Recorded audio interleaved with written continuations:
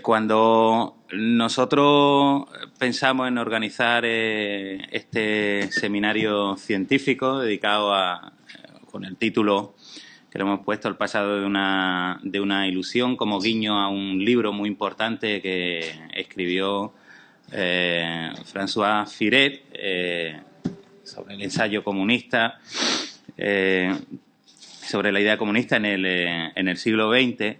Es un seminario que se enmarca dentro de las actividades que desarrollamos en nuestro grupo de investigación que dirige el profesor Tardío de la Universidad Rey Juan Carlos.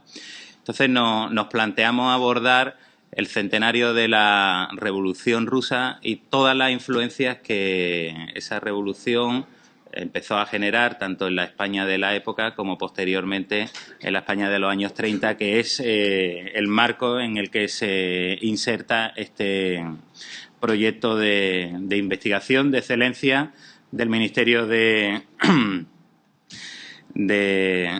Ciencia y Tecnología. Fundamentalmente, nosotros partimos, todos los ponentes, de una cuestión que debería ser una obviedad ya a estas alturas, pero que, sin embargo, todavía sigue causando sorpresa, entre pocos, bien es verdad, como fue el hecho de la Revolución Rusa y, fundamentalmente, el significado de la misma, ¿no? La Revolución Rusa, de la que ahora se cumple en estas fechas el primer centenario, es una revolución de la que no hay nada que celebrar, ¿eh? Hay que estudiarla, hay que acercarse a ella, pero fue el inicio de la tragedia de un pueblo, como bien apunta en el mejor libro que hay sobre la cuestión, Orlando Figes, ¿no? La Revolución Rusa, la tragedia de un pueblo.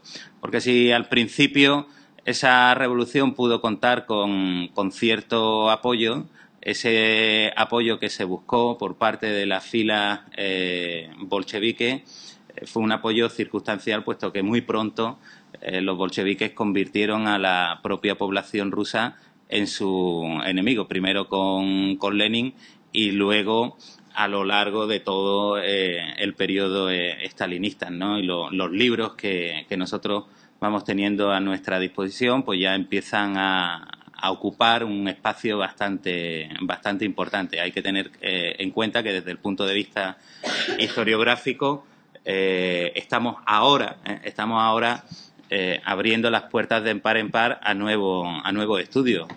Cuando yo lo trabajo con ustedes, con muchos de ustedes en las clases, pues la prueba evidente es que todo el mundo sabemos mucho acerca de lo que fueron los crímenes del fascismo.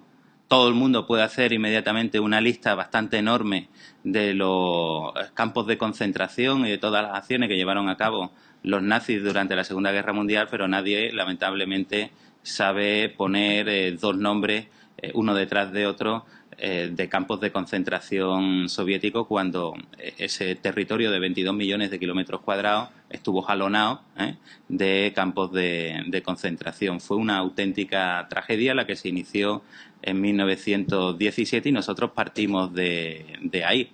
Partimos de que aquello fue una agresión a la primera transición hacia la libertad en Rusia, que había empezado con todos sus problemas y con todas las cuestiones que nosotros queramos poner encima de la mesa, pero ahogó la libertad en Rusia para siempre, hasta finales de siglo, y sobre todo, al margen de esta cuestión, el golpe de Estado que dieron los bolcheviques contra aquel gobierno provisional, pues destruyó para siempre, lo comentábamos ayer, una cultura como la rusa, que había sido verdaderamente brillante y que había dado al mundo pues autores maravillosos que no hace falta relacionar aquí, ¿no? Isaiah Berlin, cuando visitó al término de la Segunda Guerra Mundial, y Isaiah Berlin no es cualquiera, sino uno de los más grandes historiadores de las ideas y del pensamiento que ha habido, ¿no? Un defensor de la libertad, cuando visitó la la Unión Soviética después de la Segunda Guerra Mundial y comprobó con sus propios ojos las condiciones en las que vivía, por ejemplo, Anna Akhmatova o Boris Pasternak. Él fue uno de los que consiguió sacar uno de los manuscritos del doctor Zhivago. Pues él lo describe en sus trabajos. Habían convertido la gigantesca cultura rusa en una cultura verdaderamente chabacana. Es decir, que desde cualquier punto de vista que nosotros nos acerquemos a esta cuestión, pues nos vamos a encontrar con enemigos de la libertad, con el inicio de regímenes de planificación verdaderamente terribles, con experiencias muy duras que recoge, por ejemplo, en un libro maravilloso que yo recomiendo, Nadia Maldestam, Contra toda esperanza, que ese libro fue su única vía de escape para una mujer de una trayectoria verdaderamente maravillosa. Es decir, que nosotros partimos del hecho de que no hay absolutamente nada que conmemorar, hay mucho que estudiar, mucho que investigar, hay que devolverle la dignidad a las víctimas, hay que recuperar, como dice Timothy Snyder en otro libro fundamental, hay que recuperar los nombres y apellidos de aquella gente. Nosotros no vamos a frivolizar ni vamos a conceder ningún tipo de guiño para buscar la aprobación absolutamente de nadie. Vamos a llamar a las cosas como deben ser llamadas después de 100 años, ¿no? Así es como nosotros hemos planteado este seminario, y entonces va a ser un seminario que se va a desarrollar durante una serie de secciones, durante la mañana y la tarde. Van a intervenir el profesor Luis Arranz, del que ahora el profesor Tardío hará una breve presentación, el profesor Fernando del Rey, ambos de la Complutense, el profesor José Manuel Macarro, catedrático de esta casa, que se jubiló hace unos años, pero que todavía tiene mucho que decir y que se incorporará un poco más adelante. Habrá un pequeño cambio también en el programa, porque estaba anunciado Sisinio López Garzón, pero en esta fecha, Pérez Garzón. Pero en esta fecha, pues es muy común que la gente pille gripe, y ayer nos llamó y tenía una gripe. De, bueno, pues te quedas en Madrid, no vengas a Sevilla y no la vayas a pegar y acabemos todos con gripe. En fin, nosotros lo vamos a echar de menos porque la conferencia iba a ser una conferencia interesante, que sin embargo pues va a ser cubierta por el profesor Tardío con una que luego presentaremos, ¿no? Y ya luego por la tarde tendremos una mesa de discusión con intervenciones más cortas, en la que intervendremos el profesor Fernando del Rey y el que les habla, ¿no? Una cuestión última en cuanto a lo que es la dinámica del seminario, y para todos los que estáis aquí. Algunos me habéis preguntado por correo qué pasaba si alguien no podía asistir a todas las sesiones. No pasa absolutamente nada. A mitad de mañana yo pasaré una lista, una lista en la que todos los que os habéis inscrito debéis aparecer. Si hay alguien que se haya incorporado y no aparece, pues se puede inscribir su nombre, apellido, la firma y el DNI al final en la hoja en blanco. Y luego, después de Navidades, pues tendréis preparados los certificados de asistencia y de aprovechamiento, que yo para los de comunicación pues me llevaré allí, para que no tengáis que estar de excursión y venir hasta aquí, ¿no? Y por mi parte, y como presentador de este seminario, pues le cedo la palabra al profesor Tardío, que va a presentar a nuestro primer ponente. Bueno, pues muy buenos días a todos. Fresquita mañana para lo que uno está acostumbrado cuando viene a Sevilla, que normalmente no hace tanto frío como en Madrid. Bien, como ha explicado José Antonio, el profesor Parejo, el seminario lo organizamos pensando en que había que contribuir a lo que estamos viendo que se está sucediendo todo este año, aunque no quizá con la profundidad y con el impacto que quizá debería tener, que es todo en torno alrededor del centenario de la Revolución rusa. Nosotros tenemos en marcha un proyecto, de eso que los profesores llamamos un proyecto de investigación, que está no está dedicado concretamente a la Revolución Rusa, pero nosotros nos dedicamos a estudiar la cuestión de la radicalización ideológica y de la violencia política en el periodo de entreguerras. Entonces, aunque no es exactamente la Revolución Rusa, tiene mucho que ver con la Revolución Rusa porque muchos de nuestros protagonistas, de la cuestión del debate ideológico y de la violencia en los años 30, pues eran en buena medida hijos intelectuales, hijos políticos del contexto de la posguerra, del contexto posterior a la Primera Guerra Mundial, y por lo tanto, para los que lo ocurrido durante la Primera Guerra Mundial y la Revolución Rusa había tenido un impacto, pues podríamos decir que vital, descomunal, ¿no? Muy importante.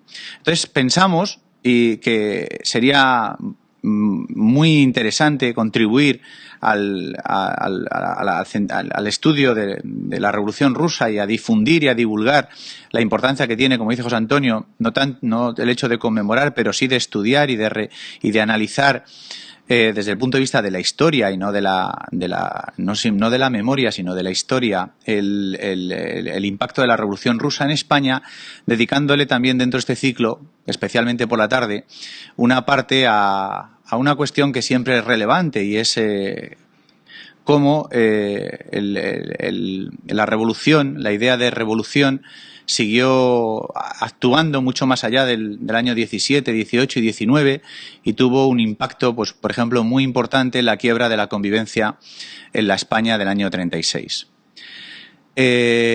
Yo solamente, y ahora ya presento al profesor Arranz, solamente quería añadir a lo que ha comentado José Antonio, que por lo menos por lo que a nosotros se refiere, también el objetivo de una jornada como esta es preguntarnos en alta voz y compartir con ustedes algo que a mí siempre me ha resultado fascinante desde el punto de vista del estudio de la política del siglo XX, y también por eso ese pequeño homenaje a François Figuet y al título de su ensayo sobre la idea comunista en el siglo XX, que es la cuestión de por qué la idea de revolución tuvo tanto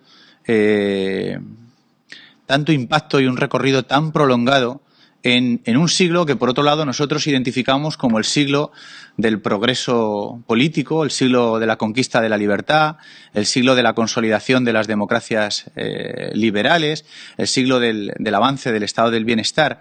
Y, sin embargo, pues el siglo XX también fue el siglo en el que como decía Figuet, se reactualizó a partir del 17 el mito de la revolución.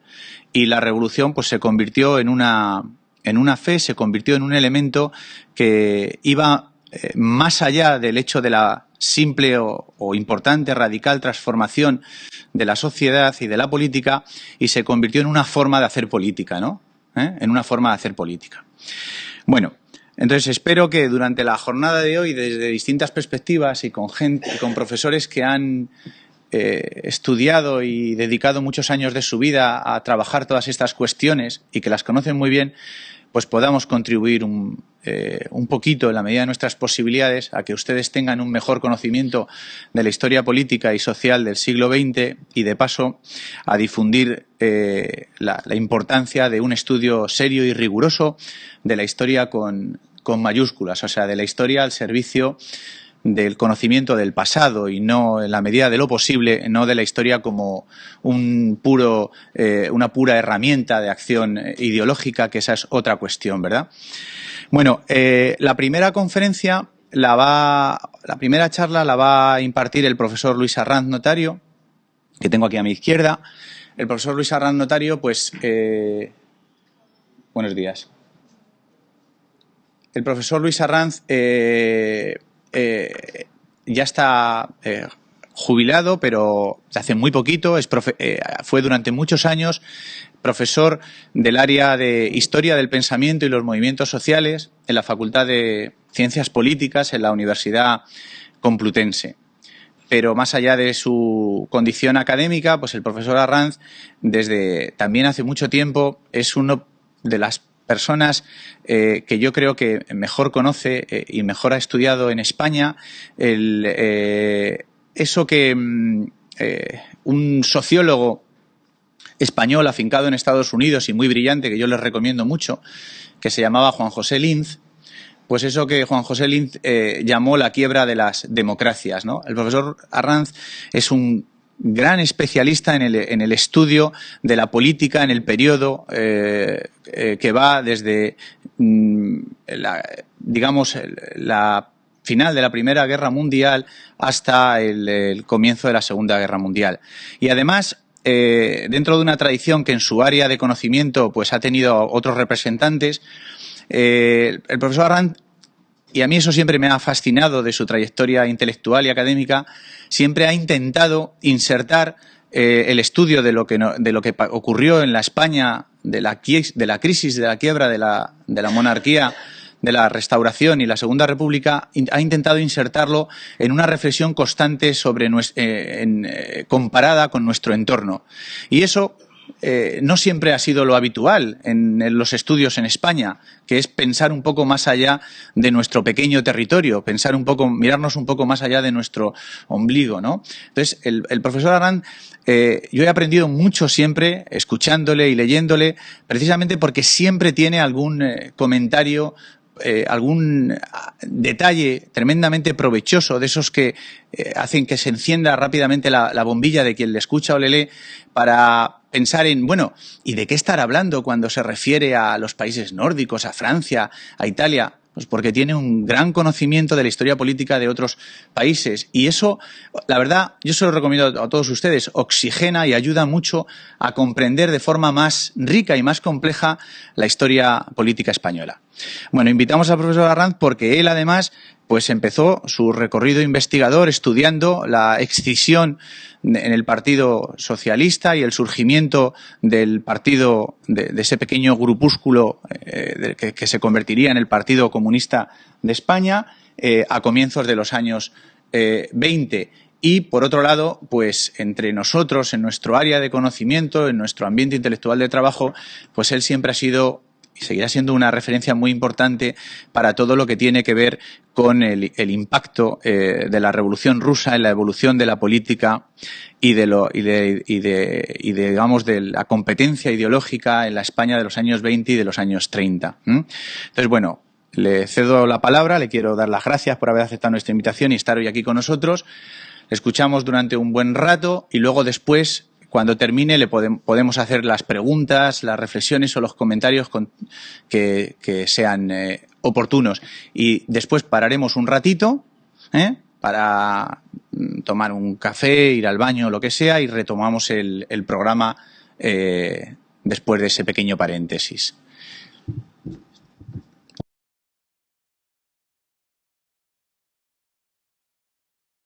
Buenos días a todos ustedes.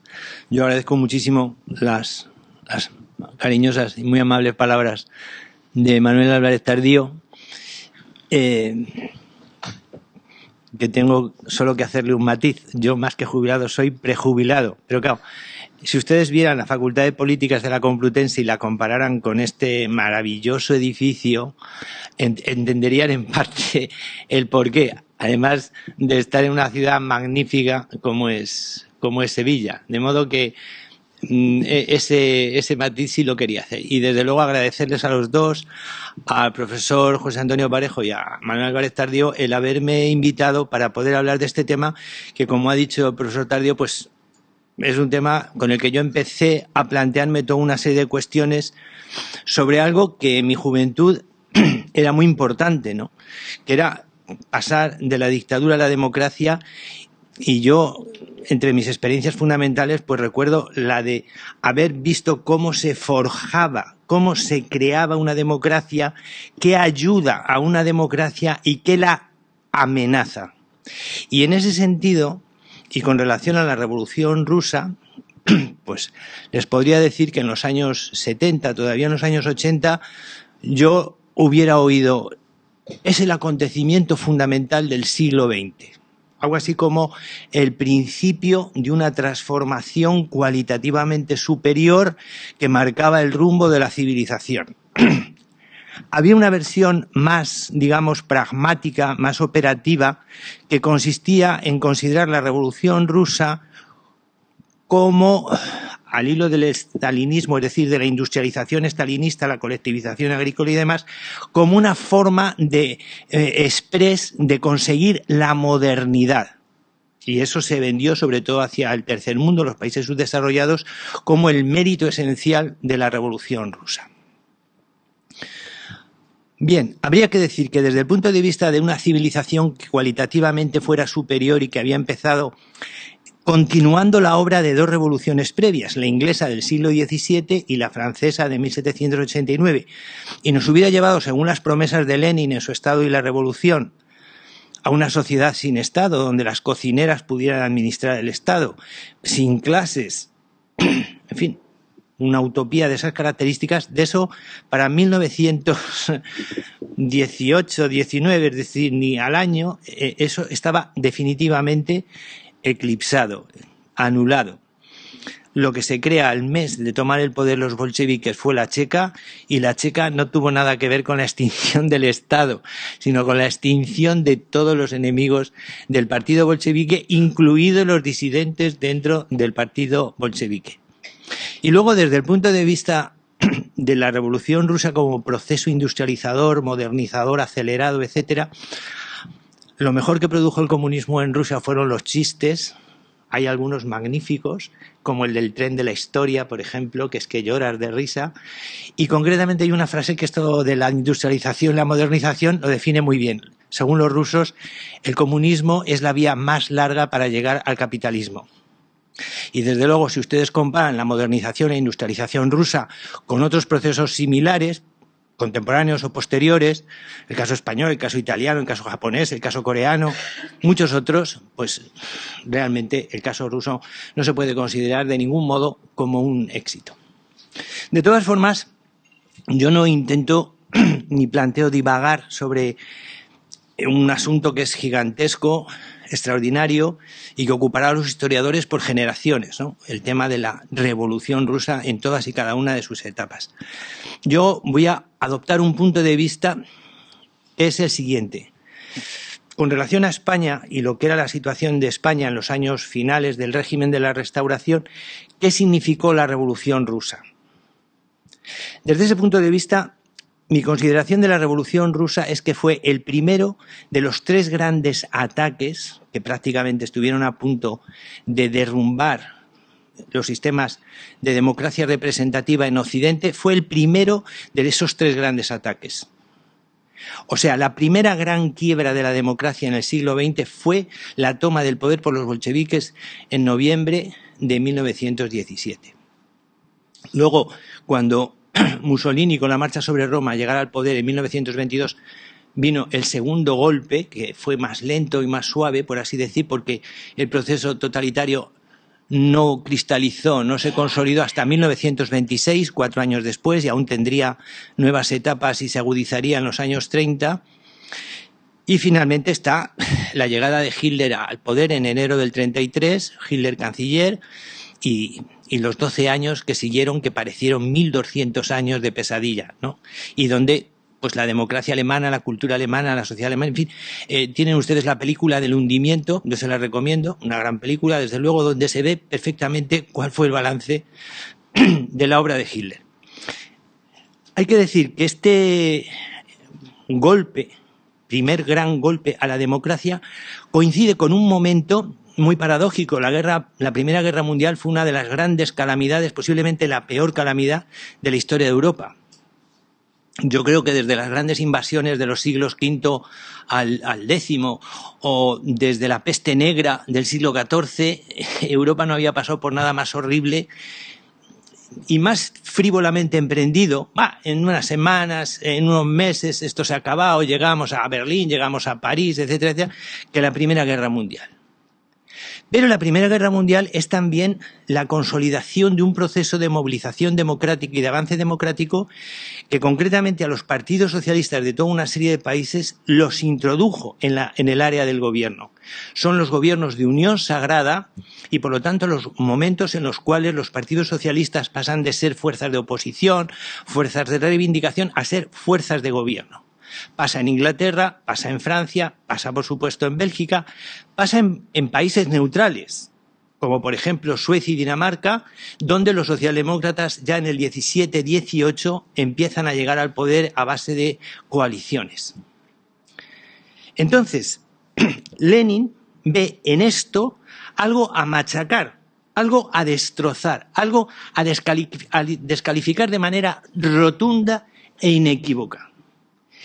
Hubo una famosa polémica que en España se conoció pero que no tuvo gran impacto y es muy significativo que no lo tuviera, que fue la que sostuvo Carlos Kautsky con Lenin en el año 18 en torno al concepto y la práctica de la dictadura del proletariado y el papel de la democracia en la vía al socialismo. En el año 19-20 Kautsky polemizó también sobre el papel y la significación del terrorismo con Trotsky. Y hay que decir que el que le tenga pena a Trotsky por su trágico final, pues debería leer lo que le decía Trotsky a Kautsky, porque verdaderamente la brutalidad de Trotsky es verdaderamente descomunal. Y la naturaleza del bolchevismo queda reflejada de una manera estremecedora en ese texto. La verdad es que el pobre Kautsky no pudo tener adversarios más brutales, esa es la palabra. Por cierto, no resisto, a algunos no les parecerá muy bueno, pero el chiste este de un hijo de unos padres argentinos comunistas, que cuando fue mayor descubrió que Kautsky no se llamaba renegado Kautsky, sino que se llamaba Carlos. Bueno, yo sin embargo pienso que la gran diferencia se dio entre Bernstein y Lenin, es decir, ahí hay una disyuntiva a comienzos del siglo XX que nos aclarará muy bien la significación de este proceso de integración de las fuerzas socialistas en el área del gobierno, la Unión Sagrada, etcétera, etcétera, por un lado, y la significación del asalto al poder y la conquista del poder por los bolcheviques en 1917. Aquí podríamos hacer un inciso y señalar lo siguiente. Me lo contaron cuando yo era un poquito mayor. La verdad es que me hubiera gustado que me lo contaran antes. Pero, en fin, el gran filósofo inglés David Hume acuñó un concepto muy importante que yo les recomiendo que tengan siempre aquí, que es el concepto de la falacia naturalista.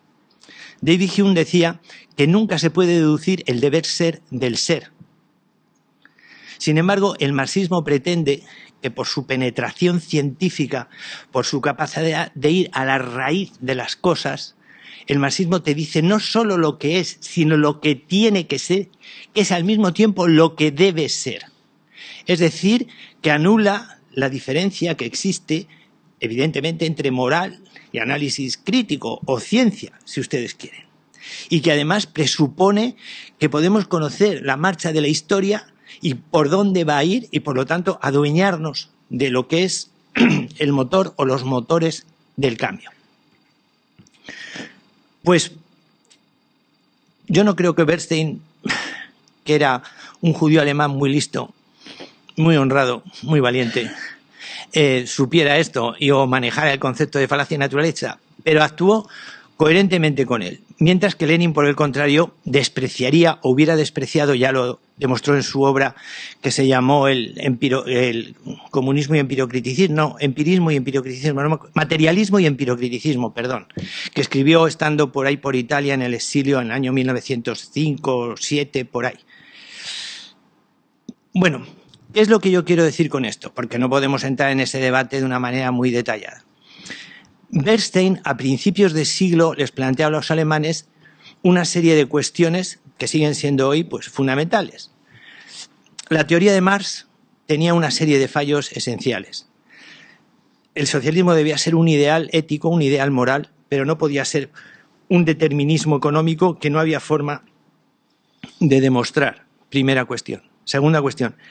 La teoría económica de Marx, pese a reclamarse del materialismo y de la ciencia, tenía una serie de puntos imposibles de demostrar empíricamente.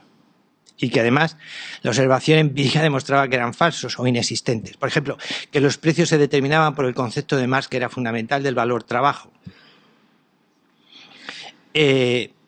Tampoco era cierto que las crisis económicas fueran a arrasar con el capitalismo, o que las clases medias, nuevas y antiguas, la pequeña y mediana propiedad, pero también el nuevo tipo de trabajadores en bancos, el Estado, los servicios, etcétera, etcétera, pues crearan una masa creciente, progresivamente mayor y mayor, 60, 70% de la sociedad, de proletarios, de obreros, y una minoría progresivamente cada vez más reducida de propietarios, oligopolistas, monopolistas, una aristocracia parásita que poco a poco sería acorralada por un movimiento democrático sociológicamente de masas. Que eso tampoco iba a ser así. Que el Estado tenía recursos para paliar los efectos de las crisis y que además, en definitiva, le parecía que si tú describías al proletariado como el rigor de las desdichas, como una clase doliente y sufriente, era al mismo tiempo muy difícil presentarla como una especie de superhéroe, de Superman de la historia, capaz de transformar esta de forma radical y de arriba abajo. Así que lo que proponía lo resumió muy bien en un lema que era: el movimiento lo es todo, el objetivo final no es nada. O sea, la socialdemocracia alemana se tenía que convertir en una fuerza democrática, reformista, muy activa desde el punto de vista de conquistar la democracia para Alemania. Alemania tenía un régimen constitucional, pero no era un régimen parlamentario y no era en ese sentido un país que pudiera haber evolucionado muy fácilmente hacia la democracia. Y por lo tanto, para Bernstein, ese tenía que ser el objetivo: convertir a la socialdemocracia en el partido que conformara, en alianza con los liberales y otros grupos, la democracia alemana. Algo que se le quedó en la cabeza al presidente Ebert, que sufrió lo indecible al ver que su partido en esta cuestión, a partir de la caída de la monarquía, con el armisticio de noviembre de 1918, pues no acababa de estar a la altura y de dar la talla. Pero ahí tienen ustedes lo que dice Bernstein, que más o menos teóricamente vino a sentar las bases y a resumir lo que ya estaban haciendo toda una serie de partidos socialistas en toda una serie de países europeos. Por el contrario, Lenin, por las mismas fechas, tuvo una actitud radicalmente opuesta. Bueno, la actitud de Lenin hacia Bernstein era de un desprecio verdaderamente y de una irritación y de una agresividad, como en todas sus polémicas, ¿no? Total. No aceptó nunca jamás ninguna objeción de carácter teórico sobre la metodología de Marx o la consistencia científica de sus planteamientos económicos o filosóficos, pero además este reformismo de Bernstein lo trató con un desprecio absoluto. Aún así, hay que decir que Lenin subvirtió en algunos aspectos esenciales el pensamiento de Marx, empezando por hacer la revolución en Rusia contra el criterio de la mayoría de los marxistas rusos, los llamados mencheviques, ¿no? Él aceptó que no habría ninguna crisis económica que como tal creara el contexto de la revolución, que los trabajadores eran tendencialmente reformistas y poco revolucionarios, y que, por lo tanto, todo dependía de crear vanguardias revolucionarias profesionalizadas en el trabajo de la subversión y la liquidación de órdenes económicos, políticos, sociales, en la perspectiva de que las rivalidades imperialistas entre las grandes potencias conducirían a guerras mundiales, y ese sería el momento, como luego él fue demostrando y haciendo, ¿no?, de convertir esas guerras imperialistas en guerras civiles, como resultado de que en el contexto de las guerras imperialistas tú pudieras plantear el asalto al poder, que es lo que él hizo en Rusia, y a partir de ahí asumir que la consecuencia de ese asalto al poder era la guerra civil. En la guerra civil tú exterminabas a tus enemigos y a partir de ahí ya afianzabas la dictadura del proletariado, que bien que se encargó Lenin de repasar todos los textos de Marx, que eran sólidos y abundantes, en defensa de ese concepto, que es un rechazo radical de la democracia burguesa. ¿En qué sentido? Pues en que la democracia burguesa nos iguala jurídicamente a todos, nos hace ciudadanos libres e iguales, Pero eso no es más que una farsa, una pantalla ideológica, porque hay explotadores y hay explotados, y mientras existe la explotación, es decir, mientras existan empresarios y propietarios, no puede haber igualdad, ni puede haber ciudadanía. Y para eliminar a los empresarios y a los propietarios hay que establecer una dictadura política. Y como dijo Lenin, ¿qué es la dictadura? La dictadura es la violencia ilimitada contra los adversarios de la revolución, que no se sujeta a ley ninguna. De modo que Lenin desde el principio dejó las cosas muy claras. Exterminó a los partidos defensores de la democracia, es decir, el tonto de Kerensky, diga, perdone usted, pero en fin, que era muy bobo el pobre, pensaba que el gran problema de la Revolución Rusa era la resurrección del zarismo o alguna clase de contrarrevolución. No, el enemigo lo tenía a la izquierda, no lo quisieron ver y el enemigo de la izquierda se los tragó a todos, a los socialistas revolucionarios, a los mencheviques, a los demócratas constitucionales, a los octubristas. Y bueno, ya saben ustedes lo que les pasó a los integrantes de la familia imperial rusa. Un poco el símbolo de lo que les esperaba a todos los enemigos del poder revolucionario. Siempre procurando enmascarar y mentir porque ha tardado mucho en saberse qué pasó o quién dio las órdenes sobre el exterminio, por ejemplo, de la familia imperial. Pero cuando se han abierto los archivos, en los tiempos de Yeltsin, pues se vio hasta qué punto Lenin había tenido un cuidado extremo en todas las órdenes drásticas de violencia sin límites que daba, quedaran debidamente ocultas, tapadas y disimuladas. Y de hecho, a los rusos se les ha vendido la imagen de Papaíto Lenin. Lenin era un hombre simpático, era un hombre amable, era un hombre campechano, era un hombre sencillo, era un hombre...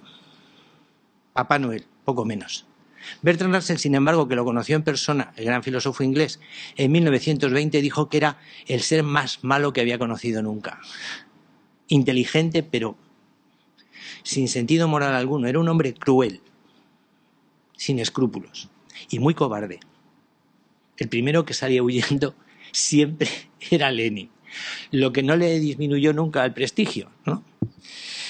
Bueno, este es un poco, digamos, el panorama de lo que pasa en Europa, o por lo menos de los aspectos que nos interesa subrayar de lo que pasa en Europa, para pasar a considerar la situación española en los años finales de la monarquía de la Restauración.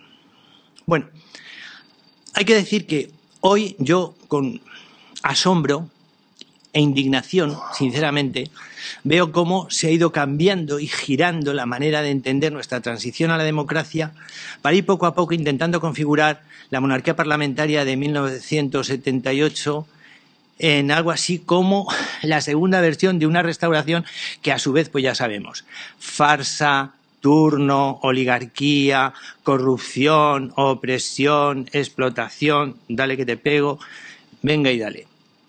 Sin embargo, si nosotros nos planteamos la cuestión de, no tenía por qué ser, pero en fin, ¿cómo y de qué manera hubiera podido desarrollarse un proceso democrático a partir del régimen constitucional de la Restauración que nos pudiera haber ahorrado la dictadura de Primo de Rivera, la Segunda República, la Guerra Civil y 36 años de régimen franquista? ¿Qué hubiera tenido que pasar, pensando en lo que ocurre en los países europeos, para que en España eso también hubiera sido posible? Pues vamos a decir algunas cosas y en ese contexto entender el significado del impacto de la Revolución Rusa a través del Partido Socialista Obrero Español y a su vez eso en lo que se tradujo o lo que resultó. Bueno, yo quisiera señalar sobre todo que el régimen de la Restauración fue la consolidación del liberalismo constitucional en España, que fue un proceso muy duro y muy difícil desarrollado, con muchas idas y venidas y muchos ajustes y contraajustes a lo largo de la primera mitad del siglo XIX. Y a mí me gustaría subrayar mucho, porque me ha sorprendido leyendo los discursos en el diario de las sesiones del Congreso de los Diputados, encontrarme con que el significado y la naturaleza de la Restauración está nítidamente planteado en los discursos y debate entre Cánovas y Sagasta en el año 82, 1882. Estamos muy al comienzo de la Restauración, todavía los liberales no se han reagrupado, el liderazgo de Sagasta está en litigio, y solo en el año 83 Alfonso XII le llamaría a formar su primer gobierno, que no sería muy largo, pero Alfonso XII quería ya dejar claro que él estaba dispuesto a contar con los liberales. El liberalismo había salido, el liberalismo más o menos radical había salido destruido de la experiencia del sexenio. Como digo, estaba muy dividido y poco a poco había ido reconociendo primero Alfonso XII, luego la Constitución del 76, aunque los liberales acabarían introduciendo ahí leyes orgánicas como legado del sexenio que acabarían completando, digamos, toda la arquitectura constitucional de la Restauración. Pero hay una cosa esencial que supone el primer obstáculo importante en un posible proceso de democratización. Si nos fijamos en cómo pasaron las cosas en el Reino Unido de la Gran Bretaña e Irlanda, no solo del norte, sino toda Irlanda entonces, ¿no? Que es lo siguiente. Sagasta le dice a Cánovas: mira, en España solo se ganan las elecciones desde el poder. Falso, no era verdad. Pero él partió de esa premisa. Y un inmenso jurista y uno de los primeros en iniciar el camino de la colaboración con la monarquía restaurada, que era Alonso Martínez, que tiene una estatua muy bonita ahí en su plaza en Madrid, argumentaba exactamente de la misma manera. Entonces, fíjense ustedes la conclusión de Sagasta, de esa premisa, teniendo en cuenta que Sagasta estaba al mismo tiempo luchando frente a Serrano, que había sido regente, o frente a algún otro líder como Segismundo Moret, Montero Ríos, de consolidar su liderazgo en el partido, en el nuevo partido que se llamaría fusionista, indicando la fusión de distintos grupos provenientes del sexenio.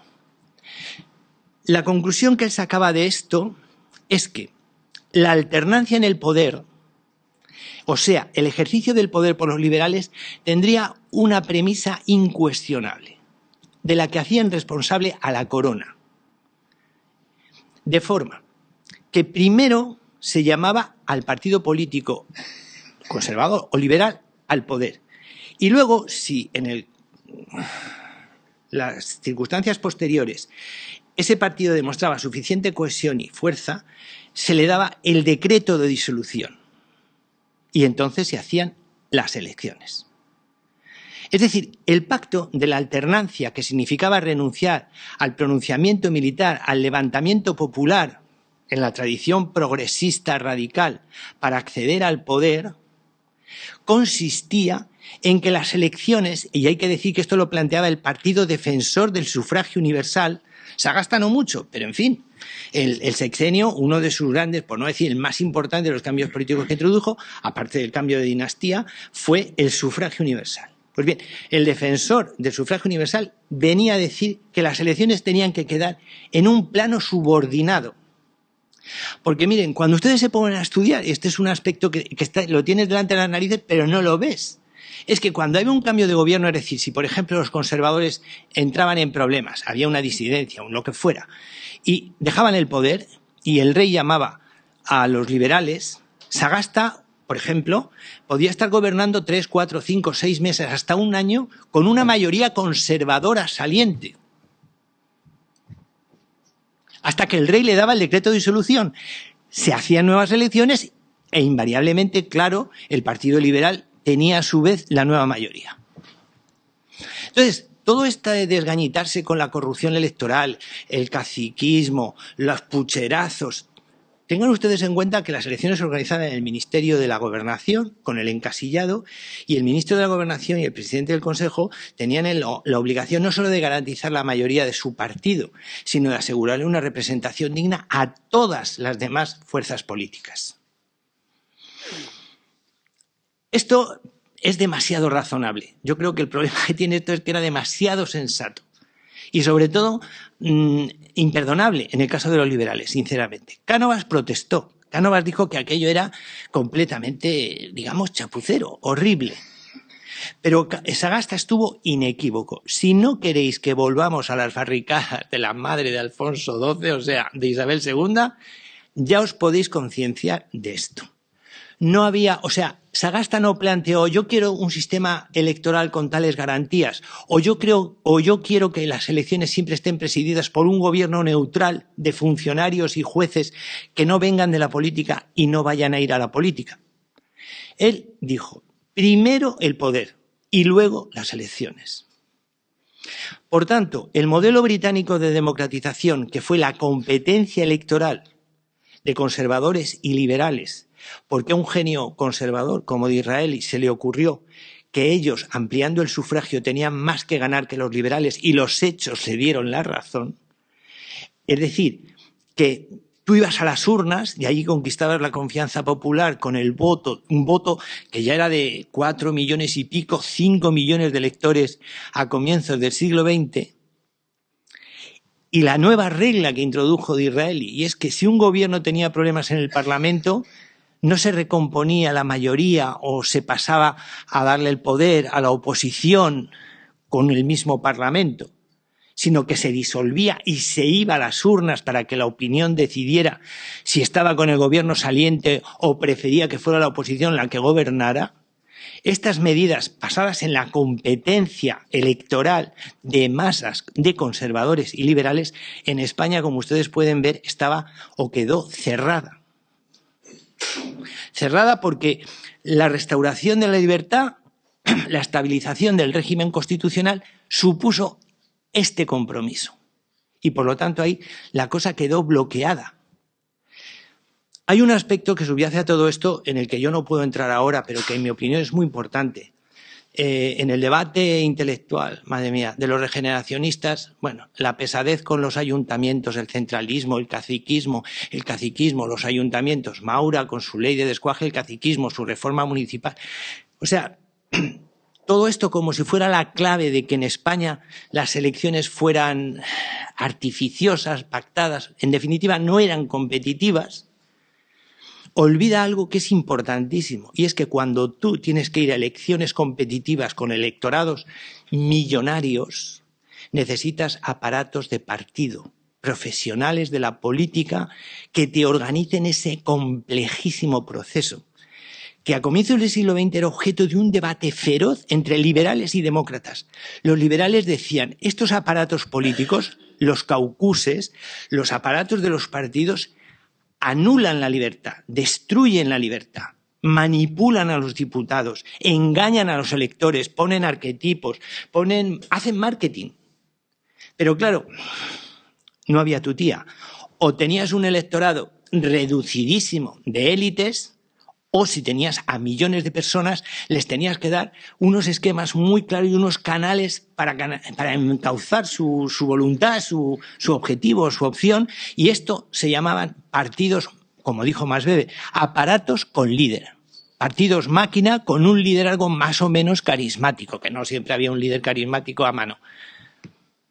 Esto es lo que en España el Pacto de la Restauración también bloqueó, porque ni conservadores ni liberales tenían necesidad de grandes aparatos de partido, más allá de los notables locales y provinciales, para llevar a cabo la alternancia del poder. ¿De qué se echaba mano? De la administración del Estado, de los ayuntamientos, de las diputaciones provinciales y de los jueces. Y por lo tanto las elecciones eran un gran desgaste de legitimidad administrativa, moral, política, del aparato del Estado mismo y del propio régimen.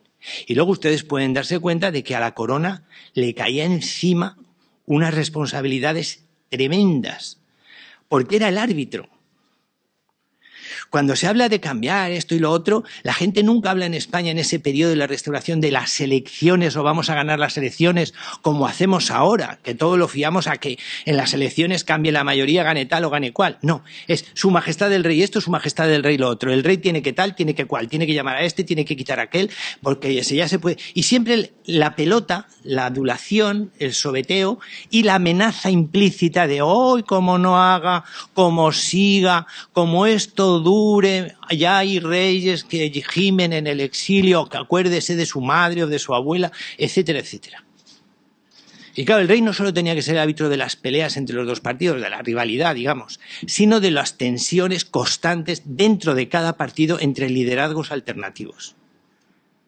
Porque nuestros partidos de la Restauración eran partidos muy débiles en el sentido de que el jefe de gobierno, que era el jefe de la mayoría, no siempre, pero casi siempre, no tenía más poder que el de su oratoria, el de su personalidad, el de su fuerza en los discursos, el de su capacidad de convencer. No tenía aparatos, no tenía instrumentos, no tenía mecanismos de disciplina. Los diputados eran dueños y señores del escaño y de su comportamiento. Y podían hacer y tenían una libertad de acción que ahora es inconcebible. Piensen ustedes que entonces no había portavoces de los partidos. Cualquier diputado, en un momento dado, y de acuerdo con el reglamento, podía plantear una moción, una iniciativa, o levantarse a hablar, pedir la palabra, y él, si lo hacía con la intención de desencadenar una crisis en el gobierno o promover los objetivos de la oposición, podía dejar al Parlamento tieso y colocar al gobierno, sin imaginárselo a nadie, en una situación tremenda. Bueno, hay que decir que el caso inglés es excepcional. No hubo ningún otro partido conservador como el conservador británico. Por eso dura. No sé si el Brexit se lo llevará por delante. La verdad es que se lo merece que se lo lleven por delante. Pero es un partido conservador con una trayectoria larguísima que no tiene paralelo en otros países, en los países continentales. ¿Cómo se produce la democratización en los países continentales europeos? Pues esa democratización la protagonizan los socialdemócratas, por un lado, liberales y grupos radicales de izquierda, y en algunos países los católicos, que demostraron una gran eficacia organizativa y de movilización social. Por ejemplo, en países mitad católicos, mitad protestantes como Alemania, en países como Italia, donde de todas formas, como el Vaticano no reconocía la legitimidad del Estado unitario, no dejaba que la participación fuera más allá de las elecciones municipales o provinciales. De lo contrario, la democracia cristiana, un partido popular, un partido católico, como se hubiera llamado, hubiera sido un partido muy importante ya desde la unidad misma, y eso fue un gran mal para Italia. Pues en fin, los italianos, los belgas, los católicos belgas y holandeses fueron también fuerzas democratizadoras. Y luego, en los países nórdicos, la colaboración entre el liberalismo de izquierdas y los socialdemócratas fue también un movimiento progresivo de cambio.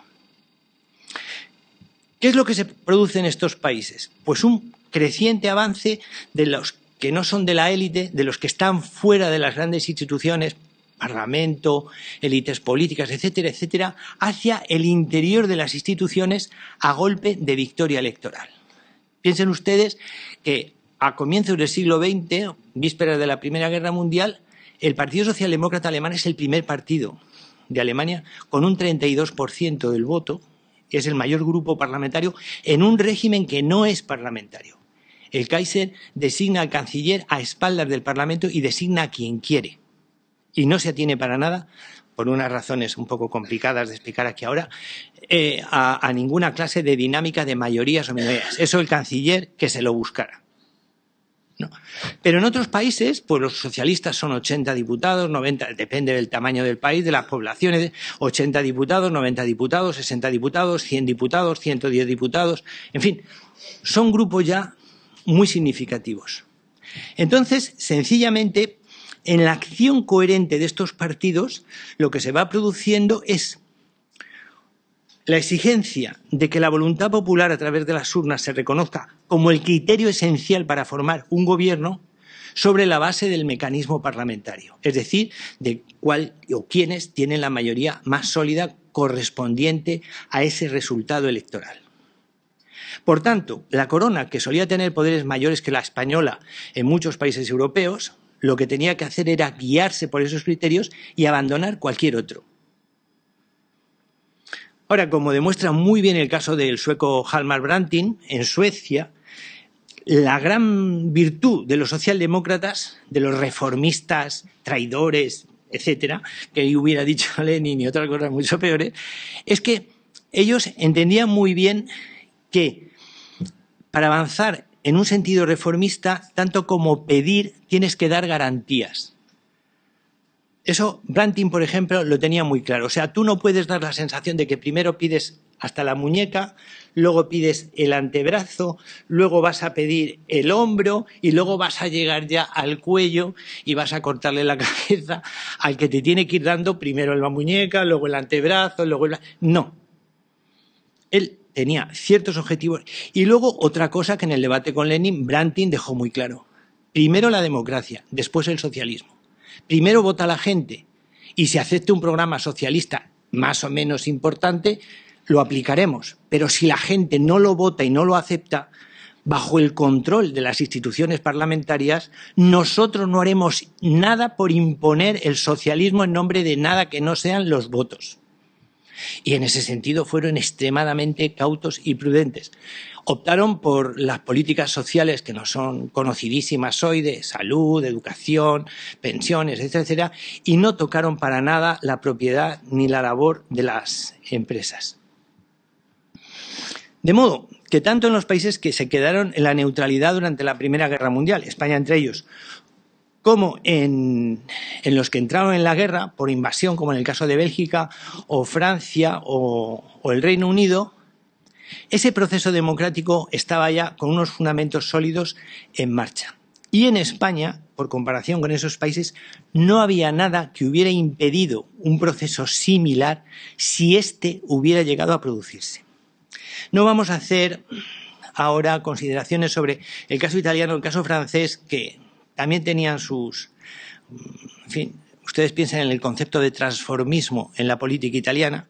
Eso ya es como el pacto del turno en España, una muletilla, un truquillo para que el sistema constitucional pudiera funcionar.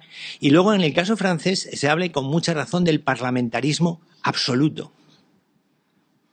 frente a la monarquía absoluta. Eso quiere decir que una vez elegido el Parlamento estaba por encima de cualquier otra instancia, incluidos los resultados electorales que habían puesto ese Parlamento en el poder, por así decir. Y podían, por sus combinaciones internas, colocarse de espaldas y a sensu contrario de lo que habían sido los resultados electorales. Pero bueno, no vamos a entrar en eso. ¿Qué pasa en España? Si nos fijamos, por ejemplo, en el Partido Socialista Obrero Español. Bueno, pues en España, como decía el profesor Tario y el profesor José Antonio Parejo, el concepto de revolución, como en todos los países en los que el impacto de la Revolución Francesa fue muy fuerte, seguía teniendo muchísimo peso. Es decir, pensar el cambio político en términos revolucionarios. Esto pasa una factura terrible. Los daneses, los noruegos, los suecos, los belgas, los holandeses no pensaban para nada el cambio político en términos de proceso revolucionario, de cambio cualitativo, de liquidación de un régimen y su sustitución por otro. Y en España sí.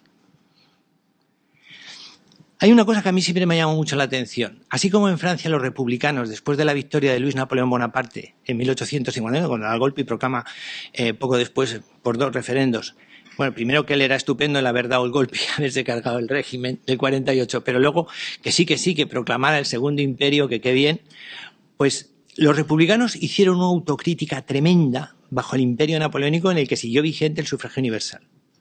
Ahí estudiaron y estudiaron qué hemos hecho mal para que haya ganado este señor y haya estado 16 años en el poder, en fin, gobernando con un apoyo indudable muy amplio. Sin embargo, si ustedes buscan que los líderes republicanos españoles de la Primera República, Emilio Castelar, Pi Margall, Estanislao Figueras y Nicolás Salmerón, alguna clase de examen exhaustivo y profundo de, a ver, ¿qué hemos hecho los republicanos desde 1840 y poco, que empieza el movimiento, hasta 1873 con esa supuesta gloriosa federal de 11 meses, que en fin, fue una experiencia catastrófica, realmente? ¿Qué hemos hecho mal? ¿En qué nos hemos equivocado? No encontrarán nada. Se odiaban, no se hablaban. Pi Margall y Castelar, agua y aceite. Pi Margall siguió, bueno, siendo federal, pero de otra manera, no sé qué, pero, en fin, sin ninguna crítica explícita. Castelar, pues a todos los efectos se convirtió en un parte del Partido Liberal de Sagasta, aunque él se mantuvo por vergüenza torera como republicano. Es decir, que en ese sentido pasan los 50 años de la Restauración y, al revés de lo que ha ocurrido en Francia entre 1871, que cae el Imperio, 70, y 1876, que ya por fin en la Tercera República queda consolidada inicialmente, Y luego ya, pues, es el régimen que por fin va cerrando la gran fractura abierta por la Revolución de 1789, que dura 70 años de inestabilidad política. En España es que, en fin, el profesor que más sabe de elecciones en España en este momento, que es el profesor Roberto Villa, compañero de los aquí presentes, lo subraya. 35 diputados era el récord de diputados republicanos encasillados la mayoría de las veces de los 410 escaños que tenía el Congreso de los Diputados, 410 en los tiempos de la Restauración, o sea, bastantes más que los que tiene ahora, con una población ahora muy superior. De los 410 escaños, los republicanos presentaban candidatos en unos 100 y pico casos, en unos 100 y pico distritos uninominales, o en las grandes ciudades donde había un voto de mayoría limitada y por lo tanto las candidaturas eran plurinominales. Claro, la posibilidad de que ese movimiento hubiera sido un movimiento suficientemente cohesivo, unitario, como para plantear la democratización desde fuera y desde abajo, haciendo más hincapié en la democracia que en la república, que esa era otra confusión constante, democracia y república, república y democracia. Confusión que hoy vuelve a resurgir, pues era prácticamente nula. Entonces, eso en principio creaba una gran oportunidad para el Partido Socialista Obrero Español. Sin embargo, el Partido Socialista Español presenta una gran anomalía. Tardó 30 años Pablo Iglesias en ser diputado. El partido se funda en 1878, en Madrid. La UGT 10 años después, en Barcelona. Y Pablo Iglesias sale, después de 30 años de rechazar la coalición con los republicanos, en la conjunción contra Maura el año 9, por primera vez, como el diputado socialista de la conjunción republicano-socialista. 30 años. Pero cuando llegan aquí los ecos de la Revolución Rusa, gracias al numerito de agosto del 17, en las elecciones de febrero de 1918, los socialistas llegan a 6 diputados. Bajarán a 4 en las elecciones de 1920, de diciembre de 1920, que organizó Eduardo Dato, y volverán a subir a 7 en las elecciones del bloque liberal que las organizó en diciembre del año 22. Claro, la anomalía es que el Partido Socialista Obrero Español era un partido de tamaño parlamentario y electoral ridículo con respecto a los grandes partidos socialistas europeos. Uno puede salirse por la tangente, en mi opinión, y empezar a hablar del tamaño de nuestras empresas, del atraso, del no sé qué, de la falta de industrialización. Falacia naturalista. Una cosa es el ser y otra cosa es el deber ser. ¿Qué pasaba en España? Pues que el modelo originario del movimiento obrero español lo marcó a fuego el anarquismo, lo marcó a fuego Bakunin. Y ese pensamiento era un pensamiento antiestatal, por lo tanto antidemocrático y anticonstitucional y antielectoral. Es decir, la CNT, constituida en 1911 en España, era un movimiento que despreciaba, abominaba, escupía delante de una urna. Consideraba que la mayor traición a la clase obrera y sus intereses era hacer política y votar. Eso era una completa vergüenza. Y que además eso habría un abismo entre ellos y los republicanos y entre ellos y los socialistas. No había, por tanto, otra reflexión sobre el Estado que la destrucción del Estado y su sustitución por la estructura sindical. O sea, que cuando los obreros estaban hablando, los obreros conscientes de alternativa revolucionaria, estaban hablando de borrar el Estado burgués y sustituirlo por las organizaciones obreras, sindicales, que a su vez evolucionaron en concepción y en características a lo largo del tiempo. Y ese modelo originario condicionó siempre al Partido Socialista Obrero Español. El Partido Socialista Obrero Español no se emancipó nunca rotundamente de esa tutela anarquista.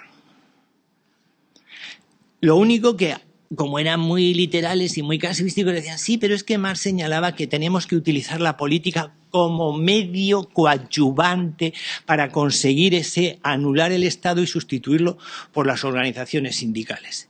Y aparentemente esa era la diferencia.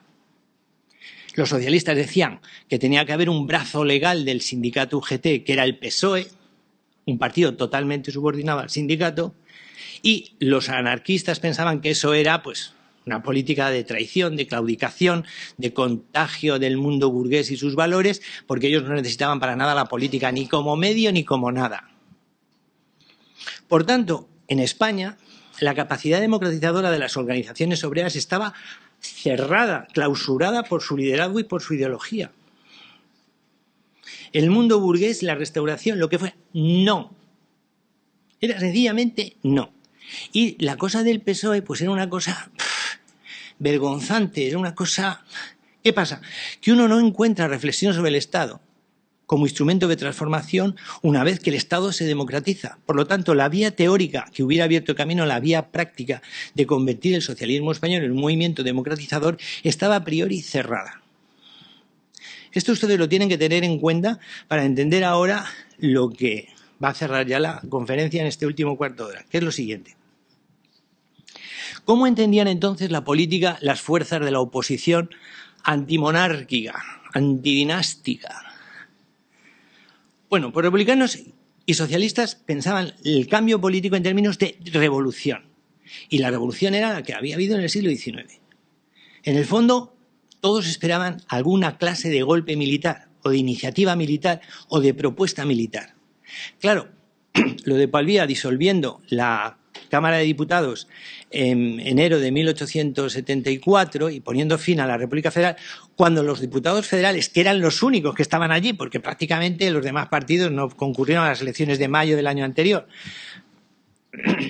cuando se empeñaron en sacar a un cantonalista después de lo que habían sido los cantones, especialmente el de Cartagena, que tengan ustedes en cuenta que el gobierno de Madrid, de Castelar, aceptó que las flotas extranjeras apresaran a los barcos rebeldes cantonales españoles de guerra, porque tenían la base militar de Cartagena, que es una base impresionante. Barcos que se dedicaban a saquear la costa para alimentar la ciudad, robando alimentos a los de al lado. Entonces, el espectáculo había sido alucinante. Por tanto, el papel de los militares, y luego con Martínez Campos proclamando a Alfonso XII en Sagunto y tal y cual, pues ya el ejército no parecía una cosa tan factible. Pero aún así, alguna crisis que malquistara la corona con los militares, algo que empujara a los militares, como en Portugal, a volverse contra la monarquía, ese era uno de los factores. Y luego, cualquier crisis. La del 98 no tuvo bastante recorrido, a pesar de su gravedad, como para desencadenar una crisis política grave. Pero del Barranco del Lobo del año 9, con un gobierno Maura, que dio lugar a la llamada Semana Trágica y dio lugar a la conjunción republicano-socialista, eso sí. Y luego lo que se monta intentando abrir las Cortes, bueno, un proceso en el que no podemos entrar mucho, pero una crisis parecida con las juntas militares, que fueron el desencadenante principal en junio de 1917, eso inmediatamente socialistas, republicanos, respaldaron a las juntas, las encontraron justificadísimas. O sea, no apoyaron al gobierno liberal civil del Marqués de Alucemas, de García Prieto, no, apoyaron a las juntas militares. Y por lo mismo, cuando Primo de Rivera se subleva en el 23, el Partido Socialista, el UGT, se cayó. No hubo la menor oposición. Entonces, es esa idea de revolución donde por un lado hay un golpe militar o una iniciativa militar, si es posible, secundada por ya no las juntas locales y provinciales revolucionarias del siglo XIX, sino por una huelga general, una movilización obrera, pero básicamente y fundamentalmente una huelga general. Entonces, ¿eso para qué servía? Para tranquilizarse la conciencia. Bueno, tenemos 4 diputados, tenemos 6 diputados, pero no importa, la revolución está, en cuanto las circunstancias lo permitan, al alcance de un movimiento de éxito que consiga trastocar la situación. Entonces, si nosotros analizamos muy esquemáticamente lo que es la actuación del PSOE entre 1917 y 1923 y el impacto de la Revolución Rusa en el PSOE, yo le voy a poner ahí las 2 escaleras y les voy a señalar los momentos ya para terminar de este proceso, pues vemos lo siguiente. El PSOE, como digo, no tiene nunca ninguna estrategia. El PSOE tenía a gala no colaborar. O sea, se beneficiaba todo lo que podía del Instituto de Reformas Sociales. Cuando uno ve su actuación en el Instituto de Reformas Sociales, ve que había un proceso reformista social muy importante. veían a los ministros con sus reivindicaciones, con sus quejas, con tal, con cual, pero, por ejemplo, jamás acudían a las consultas de Palacio para cuando había crisis de gobierno. Pablo Iglesias, subir las gradas de la escalera del Palacio Real, hablar con un Borbón antes muerto. Luego, esto se cambia y se dice, oh, claro, es que Alfonso XIII nunca recibió a Pablo Iglesias, pero si le pasaba lo que a los socialistas italianos, que no querían ver a un rey, ni tocarle la mano, ni hablar políticamente con él, igual que los republicanos. Lerroux se llegó a ver clandestinamente con Alfonso XIII y entrevistarse en secreto con Alfonso XIII, y el rey lo tenía que ocultar, y más todavía Lerroux, porque claro, lo que le hubiera caído encima si llega a aparecer en una crisis de gobierno a darle su opinión al rey de qué tenía que hacer o qué tenía que pasar, hubiera sido catastrófico. Entonces, lo que vemos es, primero, el régimen va a caer como resultado de la Primera Guerra Mundial. El régimen es germanófilo, el rey es germanófilo, la reina regente María Cristina era austriaca, así que germanófilo, germanófilo, germanófilo. Maura germanófilo, la derecha germanófila. Si los aliados derrotan a los imperios centrales, lógicamente en España el régimen tendrá que caer por la victoria aliada. Y en eso los socialistas pues refuerzan mucho la conjunción con los republicanos y todo lo que parece una aproximación a la democracia burguesa, con la coartada de que va a ser la palanca que arrastre al régimen a su perdición. Pero claro, esto era una fantasía. La neutralidad fue extremadamente popular. La neutralidad fue escrupulosa y a veces costó mucho mantenerla con los submarinos alemanes. Pero tanto liberales como conservadores la mantuvieron y nos libramos de la deuda exterior y nos convertimos en el segundo o tercer país del mundo con mayores reservas de oro, hasta que se encargó de ellas el gobierno de Largo Caballero ya en la guerra, ¿no? Entonces, no había ninguna presión de movilización para entrar en la guerra al lado de los aliados, como pretendía, por ejemplo, Lerroux. Y de los propios socialistas nunca jamás defendieron la entrada en la guerra al lado de los aliados. Pero la teoría era que los aliados iban a ganar, los imperios centrales iban a ser derrotados y que de ahí iba a venir el cambio de régimen. Termina la guerra y eso se ve como una entelequia. Lo resumo en un momento. La obra humanitaria de Alfonso XIII determinó que se le pusiera, puede que siga allí, un busto en el Parlamento belga. Montones de familias europeas escribieron, sobre todo francesas y belgas, escribían al rey para que buscara gente, para que se interesara por ellos en Alemania, en Austria, etcétera, etcétera, etcétera, etcétera. O sea, que España salió sin el menor problema de la Primera Guerra Mundial y la idea de que porque hubieran ganado los aliados el régimen español iba a cambiar o iba a caer, pues se demostró falsa. De ahí pasamos a utilizar la amenaza, la presión de la Revolución Rusa como si eso se pudiera producir o reproducir, y mucha gente lo pensaba o lo temía, a escala europea. Entonces aquí viene un proceso muy trabajoso de captación, manipulación, pero también progresivo y creciente entusiasmo hacia la Revolución Rusa en las filas del PSOE. Que, entre otras cosas, busca la aproximación a la CNT, a ver si la CNT pica y vota en las elecciones a favor de candidatos sindicalistas moderados y socialistas. Largo Caballero había salido diputado por Barcelona en 1918, en febrero, gracias al voto sindicalista que lo que buscaba era la amnistía del Comité de Huelga de agosto de 1917 que estaba encerrado en Cartagena, entre otros Largo Caballero, Besteiro, Saborit y Daniel Anguiano. Lo que se había dicho al principio, estos bolcheviques son unos provocadores que a lo mejor están al sueldo de Alemania y pueden fastidiar la victoria europea y con ello el avance de la democracia en toda Europa, cambió de forma radical y por el contrario Rusia se convirtió en el primer gran triunfo obrero, aquello era incuestionable, aquello había que defenderlo a capa y espada. Y ahí tienen ustedes que la prensa, la lectura del socialista deja claro una hostilidad brutal hacia la República de Weimar, hacia la socialdemocracia mayoritaria alemana, hacia Ebert, nuestra Rosa Luxemburgo, nuestro Carlos Liebknecht, los mártires de esos socialistas renegados, qué horror, qué espanto, la represión burguesa. Es decir, los méritos democráticos del triunfo aliado se esfuman de forma radical y el socialista empieza a alimentar el mito ruso. toda crítica al modelo ruso, a lo que hacen los bolcheviques, es contrarrevolucionario, proimperialista. Busca la injerencia de las grandes potencias en Rusia para acabar con el régimen que es, a pesar de todo, un régimen obrero, el primero de los regímenes obreros de los muchos que seguirán. Conclusión, en diciembre de 1919, primer Congreso Extraordinario del Partido Socialista para discutir lo que ya es un hecho. Nos vamos de la Segunda Internacional reformista y traidora, pero ¿a qué nos apuntamos? Nos apuntamos a la Tercera Internacional. Pues el primer resultado de ese debate es que se rompe la conjunción republicano-socialista. Nosotros no queremos saber nada con los partidos burgueses, vamos a aproximarnos a la CNT. La CNT, como ustedes sabrán, en diciembre de 1919 hace un congreso en Madrid para provocar bien provocadamente al PSOE, se adhiere a la Tercera Internacional y declara amarillo al PSOE y a la UGT por no adherirse a la Tercera Internacional.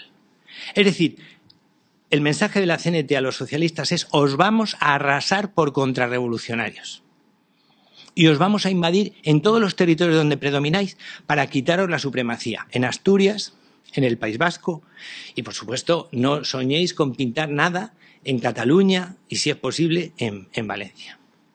Y en Andalucía, donde los socialistas empezaban a subir de influencia e importancia en ciertas provincias, ¿no? Como Jaén, como Huelva, un poquito más tarde, gracias a De los Ríos, en Granada, en fin, no en Sevilla ni en la parte oriental, pero en fin. Ese es el primer momento. Ese proceso fue tremendamente negativo para los socialistas y acabó como el Rosario de la Aurora en diciembre de 1920. Ahí los cenetistas lanzan por sorpresa y sin consultar una huelga general contra la represión de los gobiernos en Barcelona del movimiento obrero, que los socialistas no secundan, y el pacto se rompe. Pero ya antes, en junio de 1920, hay un segundo Congreso Extraordinario del Partido Socialista Obrero Español para decidir qué hacen con la Internacional, y ahí triunfa la tesis de una adhesión condicionada a la Tercera Internacional, a la Internacional comunista. O sea, uno ve claramente que los que recelan del rumbo comunista, Largo Caballero y Besteiro fundamentalmente, luego también de los Ríos, entre otros muchos, están a la defensiva y desarrollan una estrategia de encubrimiento. O sea, nosotros juramos como revolucionarios como el que más, pero arrastramos los pies y procuramos poner distancias e impedir lo que tememos que pueda ser muy arriesgado para la organización obrera socialista. Y entonces hacen la adhesión condicionada y mandan de delegados a De los Ríos y a Anguiano, a Daniel Anguiano, uno por los procomunistas, Daniel Anguiano, y otro por los anti o desconfiados de la Tercera Internacional, Fernando de los Ríos, a Moscú a negociar las condiciones del PSOE, que son la total libertad organizativa del partido y su capacidad para elaborar su propio programa. Un chiste. Un chiste porque eso era soñar para cómo se configuraba. Es que, claro, cuando todavía no han llegado a Rusia, el segundo Congreso de la Internacional Comunista, que se celebra por esas mismas fechas, en el verano de junio, en el verano de 1920, en junio-julio, establece las 21 condiciones de admisión de los partidos socialistas en la Internacional Comunista, que son terribles, contundentes, feroces, y que, por supuesto, anulan las condiciones del Partido Socialista. Ahora, yo quiero subrayar aquí: no hay ningún debate promovido en términos de discusión sobre la democracia, de defensa de la democracia para justificar nosotros no nos sometemos a Moscú o no nos subordinamos a Moscú. Ni Besteiro, que es un defensor encendido de la dictadura del proletariado, porque él presume de ser más ortodoxo que nadie y saberse mejor que nadie qué era la dictadura del proletariado y su necesidad absoluta para el socialismo. Por lo tanto, ni Besteiro, ni De los Ríos, ni Pablo Iglesias, ni Largo Caballero, menos todavía, ninguno dice, no es que dice Kautsky, es que decía Bernstein, es que Branting, es que no se habla para nada nunca de lo que están haciendo los socialistas en Dinamarca, que ya han entrado en el gobierno. El primer gobierno de coalición con los socialdemócratas presidido por Branting se forma en Suecia en marzo de 1920. Eso no sale en el socialista.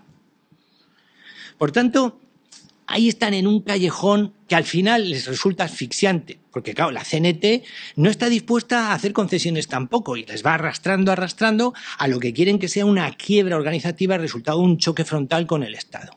Así que en diciembre del 20 el pacto se rompe. Siguiente punto. En 1921, a finales del año 20, comienzo del 21, vuelven los dos delegados de Moscú, de Los Ríos y Anguiano, y hacen un primer informe y se acuerda un tercer congreso extraordinario que se celebrará en abril de 1920. Y aquí, amigos, pues claro, el régimen bolchevique se ha pegado la gran bofetada ese verano del 20 porque, y no sé si me daría tiempo a comentar eso, pero en fin, el caso es que Lenin en un momento dado se lanza a la conquista de Polonia y está convencido de que Polonia les va a apoyar, se va a convertir en una república soviética y van a poder entrar en Alemania. Y por lo tanto la revolución va a avanzar de la mano del Ejército Rojo como lo haría con Stalin en 1945, 44, 45. Lección que aprendería muy bien Stalin para dejar claro que el triunfo de la revolución venía siempre a través de Rusia y no dependía para nada de lo madura que estuviera la revolución en un país o en otro. Y ese fue uno de los elementos de choque posteriormente con Trotsky. Más o menos Stalin le venía y decía a Trotsky: eres tonto, no te enteras de las lecciones del camarada Lenin. El Ejército Rojo se da la punta de lanza de la revolución. Se había cambiado además el panorama. Lenin había dicho: nosotros nos ponemos al servicio de la Revolución Europea. La Revolución Rusa no tiene futuro sin la Revolución Europea. Para las 21 condiciones ya estaba claro que los partidos comunistas solo podían existir en función de su subordinación a Rusia y del apoyo a Rusia como gran vanguardia revolucionaria proletaria del mundo entero. Eso estaba claro. Entonces, con esos cambios, los socialistas españoles, que no habían sido nunca entusiastas de la revolución proletaria bolchevique y sobre todo de la Tercera Internacional, empiezan a ir tomando aliento y valor para enfrentarse a los terceristas. Y una gran argumentación, una gran razón se la dio el propio Anguiano. Hay que leer entre líneas a veces, pero Anguiano, cuando llega a Moscú y ve las calles, ve la situación, es que se queda sin aliento. Cuando ve las tiendas con los cristales rotos, pegados los escaparates con tablones, la carestía, la escasez, la gente como fantasmas, mal vestida, harapienta. Cuando está en el Hotel Lux y ve la jerarquía que ya le había escandalizado a Pestaña, Ángel Pestaña, un delegado de la CNT que había estado en el segundo congreso de la Internacional Comunista en junio de 1920. Pestaña veía en las habitaciones, en las puertas de las habitaciones, que los delegados comunistas dejaban los zapatos para que los criados los recogieran y los limpiaran. Y Pestaña dijo: esto no puede ser una revolución comunista. Esto yo lo rechazo. En este estilo, por lo demás, muy, muy español, podríamos decir así, ¿no? Bueno, pues Anguiano, aunque lo disimula, se queda aterrado. Y luego ve que el poder del partido bolchevique es total, absoluto, incuestionable. Entonces vuelve y lo dice, que en Rusia no hay una dictadura del proletariado, sino del partido bolchevique, y que, bueno, la culpa es de los imperialistas, pero vamos, da a entender que la situación de los trabajadores es escalofriante. Escalofriante desde todos los puntos de vista. Y eso le da pie a De los Ríos una estrategia inteligente y hábil que consiste en decir: no os preocupéis, lo de Rusia es un poco bárbaro y es un poco primitivo, pero ya se sabe que pero los alemanes y los austríacos lo van a abordar. Y Besteiro decía: no, pero en Inglaterra los laboristas lo van a hacer de maravilla. Así que no nos hace falta, para ser revolucionarios socialistas inequívocos y no reformistas socialdemócratas, vincularnos a la Tercera Internacional, perder nuestra independencia, nuestra autonomía. No, nosotros tenemos nuestro propio proyecto de socialismo sin necesidad de pasar por los excesos y las privaciones tremendas y la dictadura bolchevique. La UGT y Largo Caballero toman el control, se hace con la agrupación socialista madrileña, que era el foco del tercerismo. En el verano del 20, la UGT incluye en su programa la nacionalización integral de todos los medios económicos, al tiempo que rechaza la Tercera Internacional y mantenerse, por el contrario, en la Federación Sindical Reformista de Ámsterdam, y es Largo Caballero el que salva al PSOE del tercerismo, es decir, el que lo conserva en manos de Pablo Iglesias, Besteiro, de los Ríos y todos los elementos moderados que al fin y al cabo no son más que subordinados y satélites de la que es la estructura gigantesca y fundamental de unos 200.000 miembros, dicen ellos, 250.000, que es la UGT. El partido en ese momento dice tener 50 y tantos mil miembros. Ahora, el Partido Socialista Obrero Español en unas elecciones de la época jamás consiguió 250.000 votos. Es decir, el grueso de la UGT no votaba ni a los candidatos socialistas. Ni siquiera el conjunto de los afiliados al PSOE se molestaba en ir a votar. De modo que en abril de 1921 se celebra el tercer congreso. Los comunistas ya se han escindido en un primer momento y se ha creado el Partido Comunista Español de los 100 niños, o sea, de un núcleo radical de juventudes socialistas en abril de 1920, instigados por dos delegados de la Internacional Comunista, el ruso Borodín y el mexicano Ramírez, y en el tercer congreso de 1921 de abril se escinden los terceristas humillados, derrotados en su estrategia de confluencia y alianza con la CNT por la ofensiva de Largo Caballero. Largo Caballero era un tipo que se irritaba mucho si le faltaban al respeto. Y los terceristas tenían la puñetera costumbre de montar la bronca en las asambleas y reuniones del partido y faltarle al respeto y llamarle a él reformista. Así que decidió, no vais a quedar nada, ni uno. Y efectivamente, o sea, el partido quedó salvaguardado, muy tocado por la escisión, cuantitativamente, pues no mucho. Ahora, y con esto termino, ¿cuál era el horizonte del Partido Socialista entre 1921 y 1923? Pues explotar las consecuencias de la catástrofe de Anual de julio de 1921, que es lo que las circunstancias le depararon para intentar de nuevo una labor de agitación revolucionaria que pudiera colocar al régimen en el disparadero. Pero el partido era un partido absolutamente encerrado en sí mismo, aislado. Se negó rotundamente a restablecer ninguna clase de conjunción con los republicanos.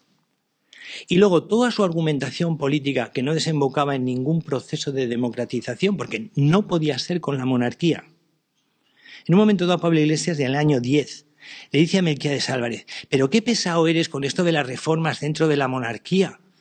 La monarquía es un monopolio de los monárquicos, como la república tendrá que ser un monopolio de los republicanos y el socialismo de los socialistas. Y eso de que los monárquicos te van a hacer reformas para que tú estés satisfecho, eso es una ingenuidad. Esta era la mentalidad y seguía siendo. Entonces uno ve constantemente cómo a los liberales, muy divididos, se les está, por un lado, llamando calzonazos, inútiles, incapaces, que transigen con Martínez Anido, que les produce un pánico terrible, la ley de fugas en Barcelona, y lo que le está pasando a la CNT, que se está cayendo a chorros por su propia locura, ¿no? Entonces, quieren que los liberales les saquen las castañas del fuego al mismo tiempo que los desprecian. Pero siempre en nombre de lo que llaman ellos el derecho de gentes, que es lo que llamaríamos hoy las libertades y los derechos fundamentales. Al mismo tiempo que defendían la dictadura del proletariado y la nacionalización integral de la economía. Por tanto, cualquier observador que viera la situación política de esos años, con un partido liberal, como digo, muy roto y un partido conservador, con una serie de factores que no hacen al caso, también profundamente quebrantado, y un rey sin recursos, hubiera sido muy poco optimista. Es decir, las cosas en España habían ido por un camino muy diferente del de Noruega, Suecia, Dinamarca. Pero no se crean ustedes, o sea, no eran países más ricos, ni más no sé qué, ni más no sé cuántos. Sencillamente eran países que entendían la política de otra manera y que la practicaban de otra manera, ¿no? Aquí se seguía haciendo política con el tópico revolucionario alimentado por el mito de la Revolución Rusa, frente al que el Partido Socialista perdió toda instancia crítica desde el principio, crítica en profundidad.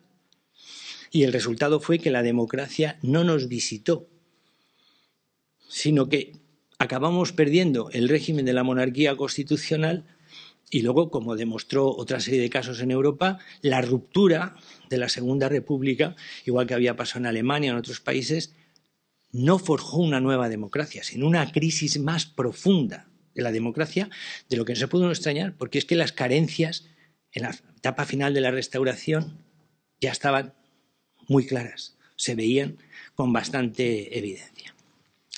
Bueno, y aquí lo dejo. Muchas gracias.